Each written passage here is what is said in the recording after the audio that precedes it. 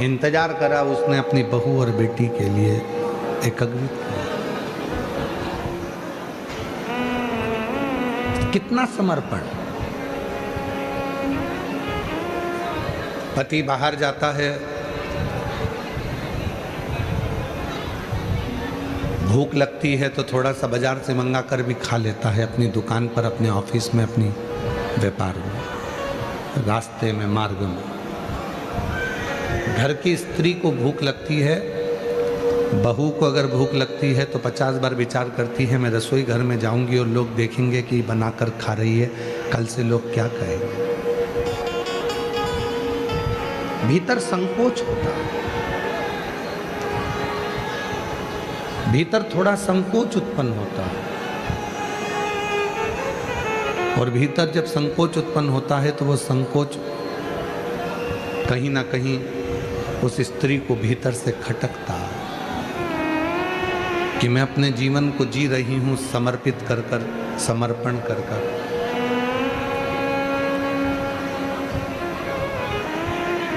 जो मानव की देह मिली है, जो मनुष्य का शरीर मिला है, इसको पूरा समर्पित कर कर जी रहे हैं। और केवल इसी प्रसंग पर नहीं, शिव महापुराण के माँ जगज्जननी जगदम्बा अम्बा के प्रसंग पर चलिए।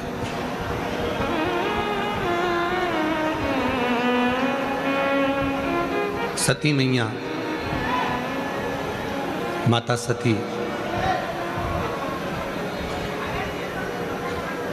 अपने पिता के घर में यज्ञ में गई हैं। शिवजी ने मना करा था मत जाओ, पर एक नारी ये विचार करती है कि मेरा जो मायका है, मेरा जो मायका है, पास करता है और कैलाश पर निवास करता है, शमशान में निवास करता है, इसलिए हो सकता है कि तुम वहाँ जाओगी और तुम्हें आदर नहीं मिले, सम्मान नहीं मिले, सत्कार नहीं मिले, हो सकता है।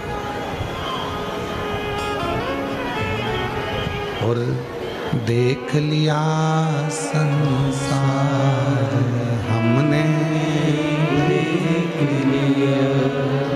सब मतलब के यार हमने देख लिया, झूठे नाते झूठे रिश्ते, झूठे नाते झूठे रिश्ते, अरे झूठा है संसार हमने देख लिया, सब मतलब के यार हमने देख लिया, देख लिया संसार हमने देख लिया। सती, तुम्हारी जितनी बहनें यज्ञ में आई हैं सबका सम्मान हो। कामदेव की पत्नी भी रति भी यज्ञ में आई है तो उसका सम्मान होगा, पर सती तुम्हारा सम्मान तुम्हारे पिता के घर में नहीं होगा। सती ने अपने पति भगवान देवाधिदेव महादेव से पूछा कि नहीं होने का कारण क्या है। और संपूर्ण जितने भी आस्था चैनल पर कथा सुन रहे हैं, जितने फेसबुक यूट्यूब पर कथा सुन रहे हैं, जितने इस पंडाल में बैठकर भूसावल की भूमि पर कथा श्रवण कर रहे हैं, ध्यान लगाकर सुनना कि शिवजी ने कितनी बड़ी बात कही। सती, कामदेव की पत्नी रति का सम्मान होगा, चंद्र की पत्नी 27 पत्नियों का सम्मान होगा, तुम्हारी 60 बहनों का सम्मान होगा, पर तुम्हारा सम्मान नहीं होगा। क्यों? क्योंकि तुम्हारे पिता को मालूम है सबके घर में धन है, सबके घर में सोने के सिंहासन है, सबके घर में चांदी की थाली है, सबके घर में खूब सुंदर सुंदर महल हैं, केवल तुम एक अकेली हो जिसके पास महल भी नहीं है, सोने की थाली भी नहीं है और सोने के सिंहासन भी नहीं है। दुनिया धन का सम्मान करती है, इंसान का नहीं। इंसान, दुनिया धन का आदर करती है, दुनिया संपदा का आदर करती है, दुनिया वैभव का आदर करती है। और ध्यान देना, प्रैक्टिकल करके देखना, तुम्हारे अड़ोस में पड़ोस में तुम्हारे रिश्तेदार में कोई बहुत बड़ा ऑफिसर हो, प्रैक्टिकल करके देखना, तुम्हारे अड़ोस में पड़ोस में कोई बहुत बड़ा ऑफिसर हो, जब वो कुर्सी पर रहता है तो लोग सलाम ठोकते हैं, जब वो कुर्सी पर रहता है तो जी सर जी सर जी सर जी सर सब सेवा में लगे रहते हैं। और जैसे ही वो रिटायर होता है तो फिर घर के लोग भी सलाम नहीं ठोकते हैं। उसको क्या लगता था, मेरा सम्मान हो रहा है, उसको क्या लगता था, मेरा मान हो रहा है।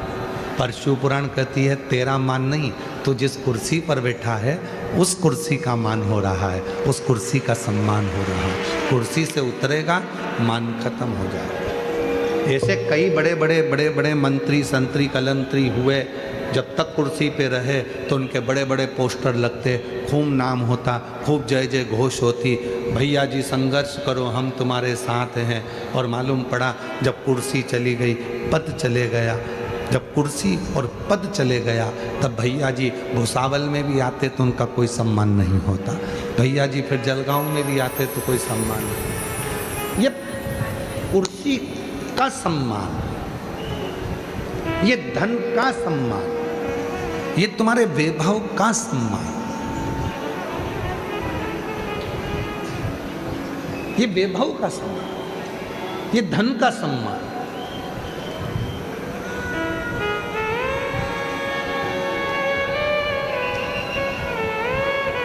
तुम्हारी कुर्सी का सम्मान, धन का सम्मान, वैभव का सम्मान है।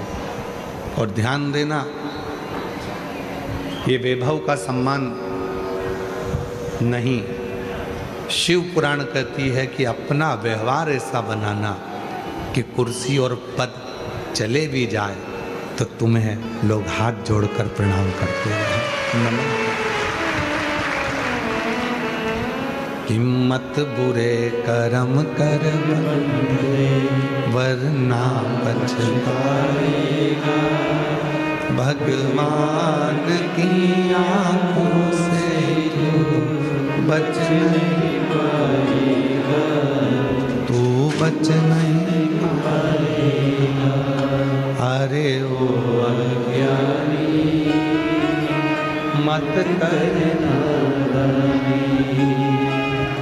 अरे ओ अज्ञानी मत करना, तेरे कर्म का फल तू ही पाएगा, जैसा किया तूने तेरे आगे आएगा। मत बुरे कर्म कर वरना पछताएगा, भगवान की आंखों से तू बच नहीं पाएगा, तू बच नहीं पाएगा। अपना स्वभाव अच्छा बना।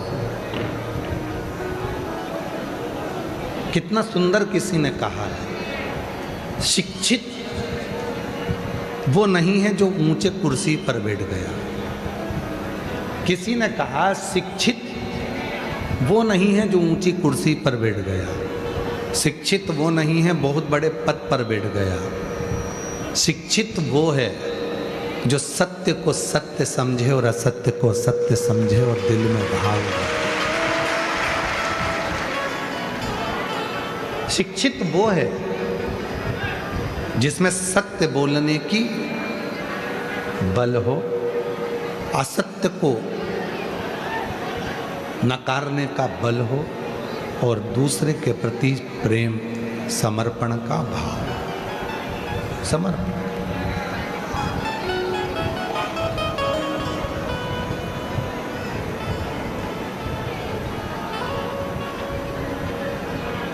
हमारे इस कथा के जो जजमान हैं श्री रतन जी, श्री विजय जी, श्री अजय जी, भोई परिवार,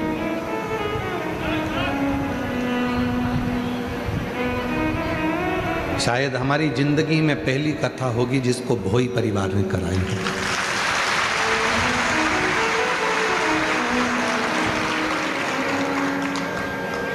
और ये कथा आज की नहीं है, 2018 से विजय भाई, अजय भाई, श्री रतन जी, हमको तो मालूम नहीं था। हमको तो कल हमारे सीहोर से फ़ोन आया कि गुरुजी जिनके यहाँ आपकी कथा हो रही है, ये विजय जी, ये रतन जी, ये अजय जी 2018 से गाड़ी भरकर ईंट, हमें कल मालूम पड़ा है। कल जब फ़ोन आया समीर जी का तो उन्होंने बताया कि हमने फिर काबरा जी को भी बताया।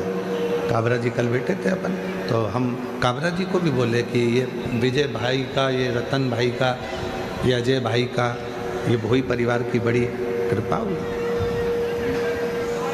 2018 से ईंट का भट्टा खुलता है तो पहली गाड़ी भराकर कुबरेश्वर धाम पर मंदिर निर्माण के लिए, बाबा के मंदिर को बनाने के लिए भेजी जाती है। आज तक काबरा जी अभी भी इनके नियम बनाए हैं, अभी भी इनने नियम बना के रखा है। हर साल जब पहला भट्टा खुलता है तो वो गाड़ी भरकर भेजते हैं। हम वही सोच रहे थे कि मेरा भोले बाबा भोसावल में आ कैसे गया।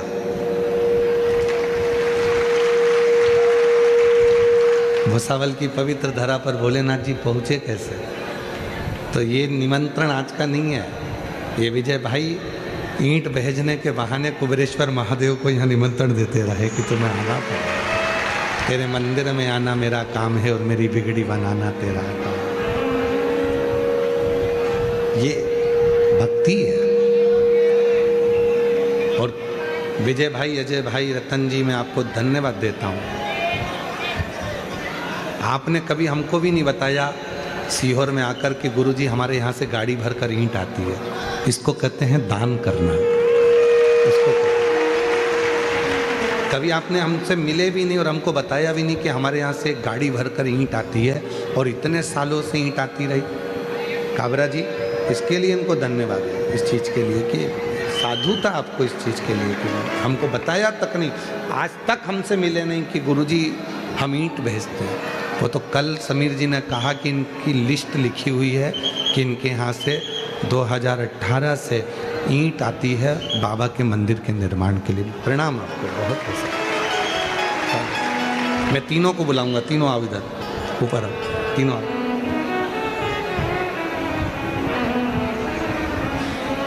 माला, माला तो नहीं, माला।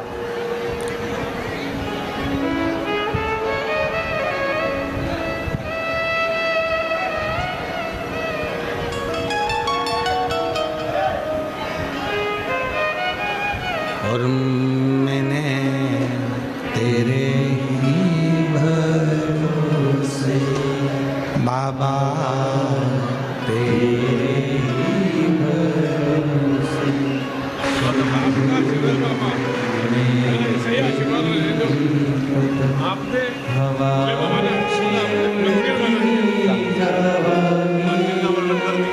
तीनों पिता और दोनों बेटों के लिए एक बार जोरदार ताली बजाएं साथ में।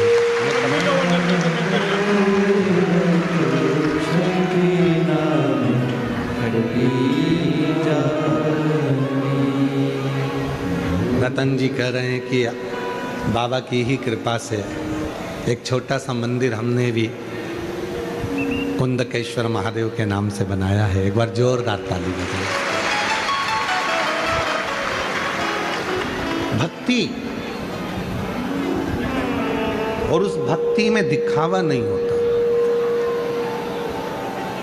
भक्ति दिखावे से परे होती है। कई दुनिया में ऐसे भी लोग हैं जो दिन भर बैठकर भजन करते हैं तो सबसे कहते हैं हम इतनी भजन करते हैं। कई लोग ऐसे हैं जो थोड़ा सा भी अगर करेंगे तो कहेंगे कि हम भजन करते हैं, हम स्मरण करते हैं, हम कीर्तन करते हैं। मैंने 15 व्रत करे, 5 बार मैंने पशुपति व्रत करे, 10 बार मैंने ये किया, 20 बार मैंने ये किया। नहीं, इस भोई परिवार से सीखना चाहिए आपको कि प्रभु आपकी कृपा से सब प्रभु आपकी कृपा से सब। और हमको विजय जी की एक बात काबरा जी कह रहे थे, हम जितना कुबेरेश्वर बाबा के मंदिर में लगाते हैं, सीहोर हम जितना भेजते हैं, उससे 4 गुना कुबेरेश्वर बाबा हमको वापस दे देता है। ये शिव की उदारता है और ये आपके भजन का प्रताप है, ये भजन का प्रताप है, ये भक्ति का प्रताप है। और आपसे निवेदन करेंगे इस पवित्र पंडाल में बैठकर, शिव महापुराण की इस कथा में भुसावल नगर में यदि आपने किसी को एक टॉफी भी खिलाई है, अपनी बोतल का यदि थोड़ा सा पानी भी दिया है, किसी का मुख भी झूठा कराया है आपने, किसी को जरा सा कुछ भले लौंग खिलाई हो, इलायची खिलाई हो, सौंफ खिलाई हो, पर किसी का मुख झूठा कराया है, तो याद रखना मेरा बाबा आपके यहाँ धन की कभी कमी नहीं आने देगा, संपदा की कभी कमी नहीं। तुम्हारा हाथ कभी किसी दूसरे के आगे नहीं फैल सकता।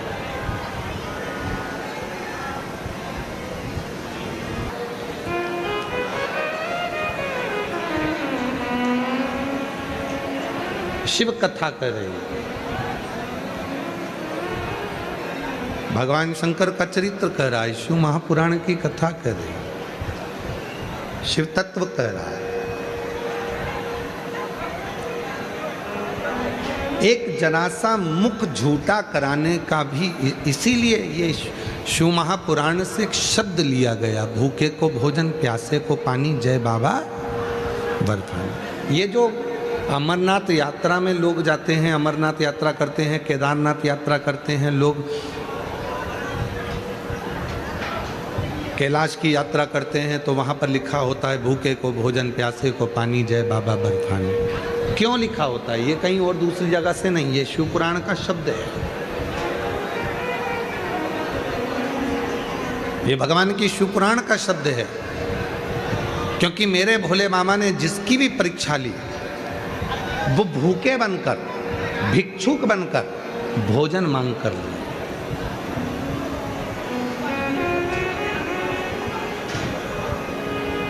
पूरी पुराण को उठाकर देख लीजिए, कम से कम मेरे देव अधिदेव महादेव ने जिसके यहाँ भी परीक्षा ली, उसके यहाँ भूखे बनकर, भोजन मांगकर, पानी मांगकर, भिक्षुक बनकर परीक्षा ली है।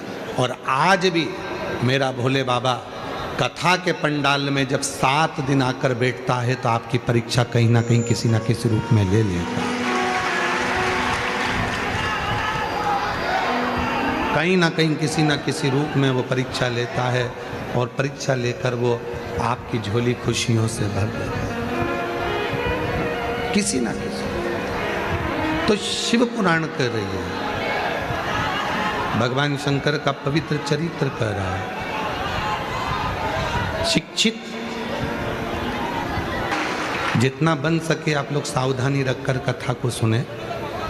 आज की कथा के लिए दुनिया तरसती है, क्योंकि मेरा बाबा जाते जाते जैसे मेहमान जाते हैं तो घर के बच्चों को कुछ देकर जाते हैं, उसी तरह मेरा बाबा आज जाता है तो आपकी झोली भर कर जाता है। इसलिए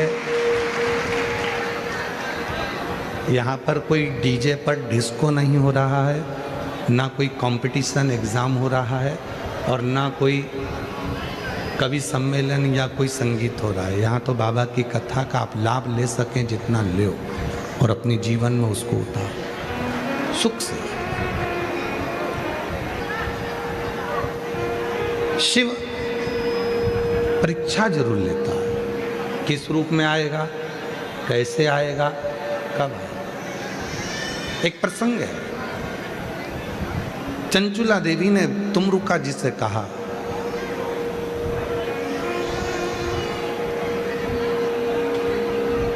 संसार सागर में जन्म लिया मेरा पति ने, बिंदुक ने। पानी में डूबकर मर गया मेरा पति बिंदुक, और प्रेत योनि में पड़ गया वो बिंदुक। उस बिंदुक को प्रेत योनि मिल गई।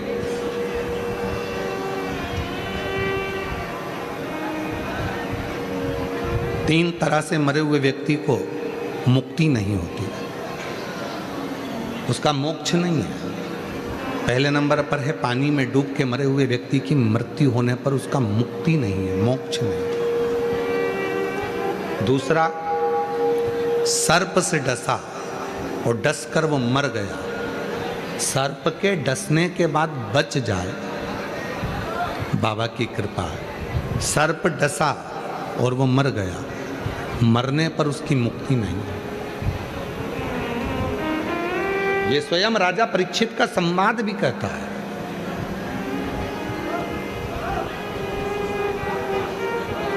सुखदेव जी महाराज ने श्रीमद् भागवत कथा राजा परीक्षित को श्रवण कराई।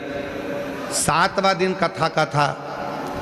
श्रीमद् भागवत में वर्णन आता है कि राजा परीक्षित को डसने के लिए तक्षक नाग आ गया। परीक्षित ने कहा, सुखदेव जी महाराज आप कहते हो कि मुझे तक्षक नाग डसेगा, मैं मरूंगा, पर मैंने अपने गुरु के मुख से सुना था कि सर्प जिसको डसता है और वो मर जाता है तो उसकी मुक्ति नहीं होती, उसको मोक्ष नहीं मिलता। तो फिर मुझे जन्म लेना पड़ेगा, फिर मुझे मरना पड़ेगा, फिर वापिस इसी जन्म में मरण में मैं पड़ा रहूंगा, जन्म मृत्यु में मेरा प्रपंच में चलता रहेगा। तो सुखदेव जी महाराज ने जो बात कही वही श्रीमद् भागवत की बात शिव पुराण में तुमरुका जी ने भी कही। सुखदेव जी ने कहा, राजन तक्षक नाग तुझे डसेगा, पर तेरे भीतर श्रीमद् भागवत के 18,000 श्लोक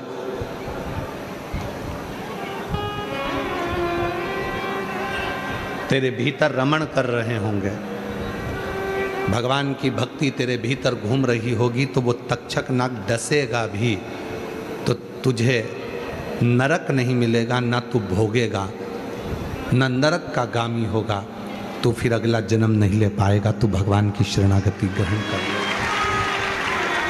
जो सुखदेव जी महाराज के प्रसंग में आया वही प्रसंग में जो कोई भाई स्त्री के चक्कर में, किसी नारी के चक्कर में, कई लड़के कहते हैं उसने मुझे धोखा दे दिया, अब तो मैं मर जाऊं तो अच्छा। शिव पुराण कहती है मरना मती, उसने धोखा दिया है, तेरे माँ बाप ने धोखा नहीं दिया है, तेरे माता पिता तेरे साथ हैं। किसी के कहने पर उसने धोखा दे दिया, तुम्हारी जिंदगी, तुम 23 साल 24 साल उस माँ से तो पूछो जिसने तुमको पाल पोस कर बड़ा करा, उस पापा से तो पूछो, उस भाऊ से तो पूछो, उस आई से और उस पिता से तो पूछो जिस माता पिता ने तुझे 23-24 साल तक पाल पोस के बड़ा करा, कितना कितना रात दिन लेकर तुझे गोदी में बैठी रही, और तूने कहा मैं सुसाइड कर रहा हूं एक लड़की के लिए। एक लड़की के लिए तू सुसाइड कर रहा है? जरा विचार करो, क्यों, किस लिए? 3 तरह से मरे हुए व्यक्ति की मुक्ति नहीं है। पानी में डूबकर मरा हुआ, सर्प के डसे से मरा हुआ, स्त्री के चक्कर में मरा हुआ, और इसका प्रमाण भी श्रीमद् भागवत में, इसका भी प्रमाण भागवत में।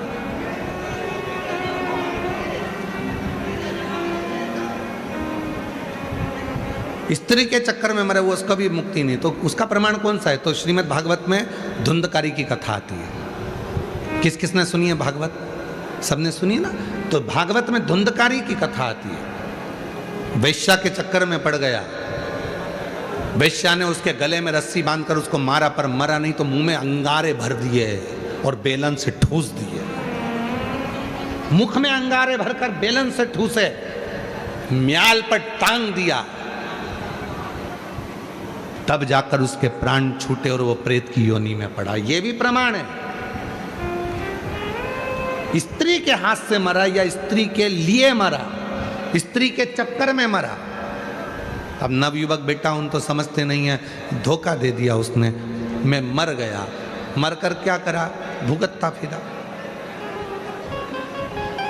रिजर्वेशन अगर क्लियर होगा तो सीट मिलेगी, वरना बाथरूम के पास धक्के खाते खाते सफर करके जाना है।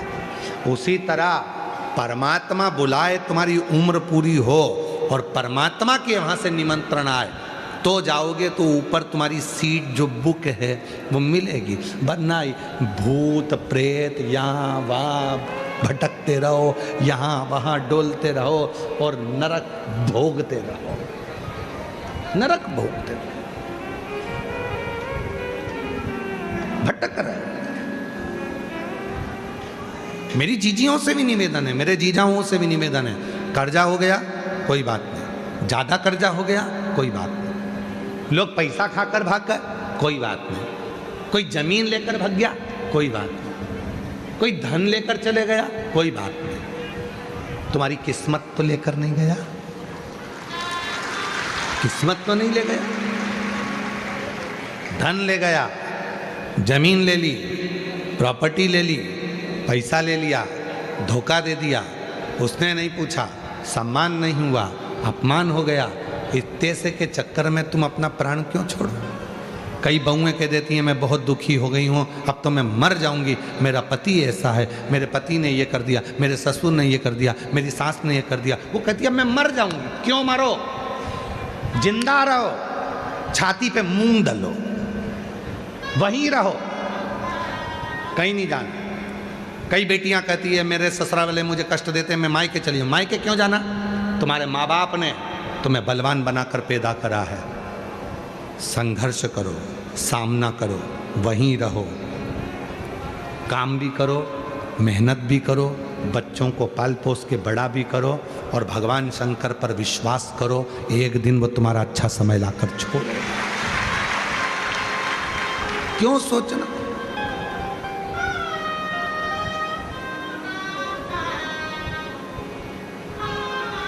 कई लड़के, कई लड़कियां, मेरा नीट क्लियर नहीं हो रहा, मेरा सीए क्लियर नहीं हो रहा, मेरी ये वाली परीक्षा पास नहीं हुई, मर जाऊं। उसका साधन ये नहीं है।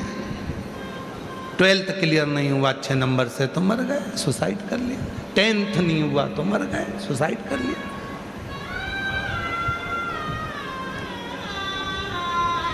नहीं, तुम्हारे पापा मम्मी ने तुम्हें पाल पोस कर बड़ा करा है। पढ़ाई करो, विद्याध्ययन करो, पर डिप्रेशन में रहकर नहीं, खुले मन से। मैं क्लियर करूंगा, मेरे पापा ने पैसा खर्च करा है, मेरी मम्मी ने पैसा खर्च करा है और मैं इस एग्ज़ाम को क्लियर कर लूँगा। सीओर वाले बाबा ने कहा है मेहनत को 4 गुना करना, मेहनत 4 गुना करूँगा। शिव जी पे 1 लोटा जल चढ़ाऊँगा और पूरी मेहनत कर कर मैं सफलता पाऊँगा। पूरी मेहनत कर, थोड़ी मेहनत तो करना पड़ेगा, शिव जी पे भरोसा तो करना पड़ेगा, शंकर जी पे विश्वास तो करना पड़ेगा। हमारे घर की दशा का हम कहें तो आप सबको मालूम है कि पिताजी चने का ठेला लगाते थे। पढ़ने के, किताब के भी पैसे नहीं होते थे तो दोस्तों की किताब से पढ़ते थे।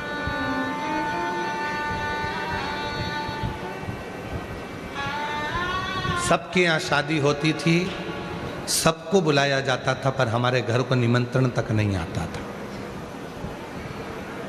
सबको मालूम था क्या देंगे, और अगर बुला भी लेंगे तो इनके घर की शादी में जाएंगे तो अच्छा नहीं लगेगा। कौन बुलाता? जो शिवजी ने कहा, सती दुनिया धन का सम्मान और कुर्सी का सम्मान करती है। कुर्सी पे तुम टीआई हो, कुर्सी पर हो, तुम कलेक्टर हो, कुर्सी पर हो, तुम एसपी हो, कुर्सी पर हो, तुम कमिश्नर हो, कुर्सी पर हो, तुम तहसीलदार हो, कुर्सी पर हो, तुम मंत्री हो, कुर्सी पर हो, तुम राष्ट्रपति हो, प्रधानमंत्री हो, मुख्यमंत्री हो कुर्सी पर, कुर्सी से उतरने के बाद कौन क्या कौन सम्मान करेगा? अध्यक्ष हो, उपाध्यक्ष हो, कुर्सी पर।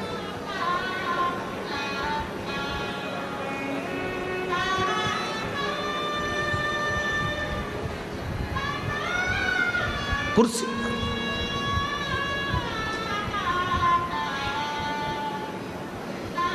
कौन बुलाता था? शिव जी के मंदिर में झाड़ू लगा देते थे, पानी भर भर कर शंकर जी को चढ़ा देते थे, पत्तियां तोड़कर शिव जी के मंदिर का श्रृंगार करते थे। पढ़ने के लिए घर में लाइट ना थी, इतना प्रकाश, रात को एग्जाम का जब टाइम होता था तो घर के बाहर टीन पर बैठकर अपना गद्दा लगाकर वहीं पढ़ते थे, जो खंबे में लाइट होती थी। कभी हमारा पुराना घर तो अब टूट गया, पुराने घर में खंबा था सामने, उसकी लाइट में टीन पर पढ़ते थे। कभी कभी शिव जी के मंदिर में जो लाइट होती थी, दीपक होता था, उसका स्मरण कर लेते। पिता का आँख का ऑपरेशन हुआ था, ठेला नहीं चला सकते तो ठेला धक्का कर लेकर जाते थे। कहीं ठेला लगाने का चालान भी कट जाता था तो जो दिन भर की कमाई होती थी वो भी चले जाती थी चना बेचने। सबने साथ छोड़ा, पर शंकर के मंदिर में जो एक लोटा जल चढ़ाते थे, उस शंकर ने हाथ पकड़कर आज यहां लाकर बिठा दिया।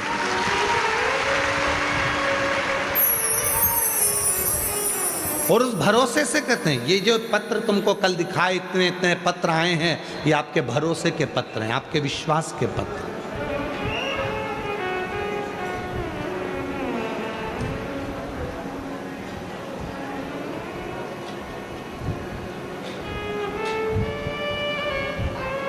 अभी आईएएस ऑफिसर उनके एग्जाम हुए थे, उसमें क्लियर हुए, इतने 800 के करीब में कुछ नाम आए हैं। उसमें से 300 नाम वालों ने श्री शिवाय नमस्तुभ्यम लिखा है अपने ट्वीट पर। उनकी मेहनत रंग लाई है, उनका परिश्रम रंग लाया, और शिव जी पे करा उनका भरोसा रंग लाया, विश्वास रंग लाया। कोई नहीं आएगा। एक पत्र है जिसमें एक बहन ने लिखा, हम दूसरे के खेत पर जाकर काम करते हैं, नहीं है इतना। किसकी परिस्थिति में लिखा? मेरा नाम सविता रविंद्र पीसे, महाराष्ट्र जिला के बुल्ढाना तहसील की मोताला परडा की रहवासी हूँ। कहीं बैठी हो तो हाथ उठा सकती हैं, खड़ी हो सकती हैं और आ सकती हैं। मेरा मोबाइल नंबर ये है। आपकी कथा 2019 से सुन रही हूँ। गुरुजी, एक लोटे जल का मैं क्या वर्णन करूँ, हम बहुत साधारण घर से हैं। गुरुजी, हर रोज़ दूसरों के खेत जाना पड़ता है, खेत में काम करते हैं और आपकी कथा दिल से सुनते हैं। गुरुजी, लोग बहुत अपशब्द कहते हैं। पत्र को जरा पढ़ेंगे आप लोग एलईडीओं पर तो देखिए, गुरुजी लोग बहुत अपशब्द कहते थे। मैंने उनकी तरफ ध्यान नहीं दिया। मैं कथा सुनती। मेरे 2 बेटे हैं गुरुजी, और दोनों बेटों को मैंने पढ़ाने में बस अपना मन लगाया। नहीं है खाने में, बेटों को बाहर रखकर पढ़ा देती हूँ। बेटे एग्ज़ाम दे देकर थक गए, तब मेरे बेटों ने हिम्मत हार लिया। तब मैंने अपने बेटों से कहा, वो सीहोर वाला बाबा कहता है हिम्मत मत हार।